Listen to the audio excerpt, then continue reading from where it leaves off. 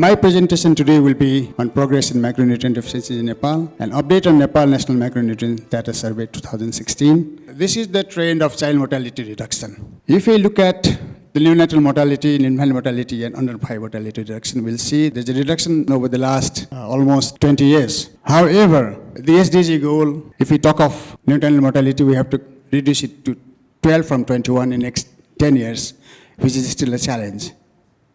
Similarly, even for death under 5 is a challenge, and similarly, infant mortality, we still need to do a lot to reach the Sustainable Development Goal. Now, stunting, I think there is a significant reduction from 1996 to 2016 because we have reduced it from 57 to 36. But in next 10 years, we need to reduce it to 25 from 36, which is still a challenge to meet the WHO target. Similarly, for wasting, I think the reduction is not very significant, but there is a reduction, and we still need to do a lot to reach the WHO target. This is the coverage of vitamin A in children under 5 years and the coverage of iodized salt. For iodized salt consumption, I think there is a gradual improvement. And the 2016 NDHS has shown that the consumption has reached 95%, which is really encouraging and is very good. Similarly, for vitamin D coverage, it has remained constant for the last many, many years. The coverage is good. It's around 90% all the time. This is something that surprises us. Besides all the interventions, such a huge effort, we have seen that there is an increase in anemia in the latest NDHS report. In children under 5 years, the anemia has gone up from 46 to 53%. Similarly, anemia in women 15 to 49 years, it has increased. So the anemia prevalence is increasing. Etiology is unknown, and we hope the ongoing NMSS, Nepal National Micronutrient Status Survey, will tell us something about this. Iron deficiency is likely to be a major contributor to anemia, which we don't know, and this should also be, I think, made clear by the result that we'll be obtaining very soon. The first National Micronutrient Status Survey was done in 1998. The target population was household, women and preschool children. We assessed the magnitude and distribution of anemia, vitamin D deficiency, iodine deficiency disorder. However, the data for iron, folic acid, vitamin B12, and zinc was not collected. The rationale for doing the latest survey is to see that we get the better know-how of all the interventions that we have made, and the data we have so far with us is not adequate enough to answer many of the questions that we have in our mind now. And the data cannot be used for evidence-based decision-making. The data was never collected for iron, folic acid, vitamin B12, and zinc, so that was thought to be inadequate.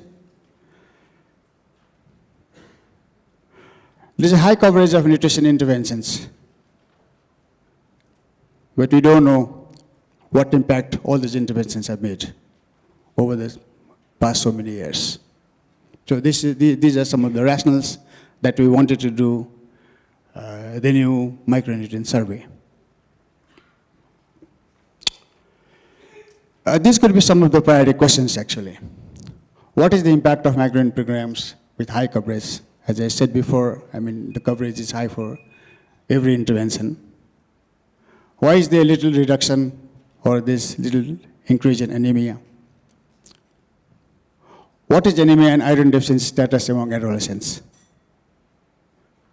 Therefore, NNMSS 2016 is essential to answer many of these important questions. So the design and methods, it is a cross-section study. The main objective, as I said before, is to assess the status of key micronutrients among targeted population in Nepal. For example, vitamin A, iron, folic acid, vitamin B12, zinc, and iodine. Assess the status of anemia and its etiology among these populations. Measure height and weight among these populations, and assess iron contents of wheat flour and iron content of salt consumed by households. So the data collection tools were questionnaires for household, for women of reproductive age, adolescent girls, adolescent boys, children 6 to 9 years, children 6 to 59 months. And then and the other tools were anthropometric measurements, venous blood collection, stool sample collection, urine sample collection, global positioning system, salt and wet flour samples collection. The total clusters were 180. The household, the target groups for household was 4,020, and similarly the smallest target population was for boys, adolescent boys, 10 to 19 years, and the biggest was for the household. So what was the methodology we adopted? There were 9 micronutrient indicators, and there were 11 biological indicators. For micronutrient indicators, we had plasma retinol, serum retinol binding protein, vitamin A levodopa, serum ferritin, serum soluble transferrin receptor, plasma red blood cells, folate, serum vitamin B12, serum zinc, urine iodine. And for biological indicators, we have hemoglobin, malaria, soil transmitted helminthiasis, Helicobacter pylori, visceral leishmaniasis, blood disorder, complete blood count, alpha and beta thalassemia, sickle cell, hemoglobin E, G6PD, inflammation markers, and hemoglobin. All these tests were not done domestically.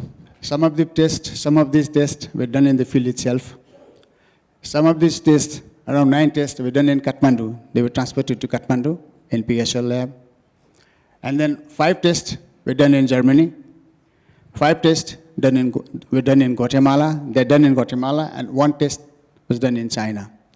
So the samples were not tested alone in the country. They were also sent abroad for the test, since they were not available in the country. Now, if we look at the situation of the response rate, I think it was excellent. For household, it was almost 90%. For salt samples, almost 98%. And for wheat flour samples available, wherever available, they were tested, and it was 100%.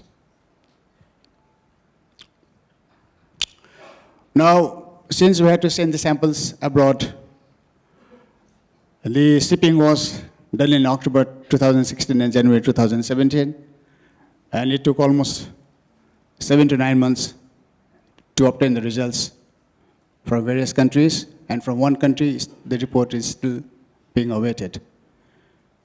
And all these, there's a backup of the samples in case we need it for further reference. It is been stored in the NPHU lab in Kathmandu. Now the work is ongoing in full swing. The work is in full swing. By the end of July 2017, we expect to get the final results if everything goes smooth. The data are being checked, the templates are being generated, and the report writing is going on. So the conclusion is, this is the first largest micronutrient survey in the country. The survey is providing a rich data set relating to key micronutrient status and programs to guide decision making for nutrition policy and program in the country. However, we will need to wait for a couple of weeks to get the final result. Thank you so much for listening. Thank you.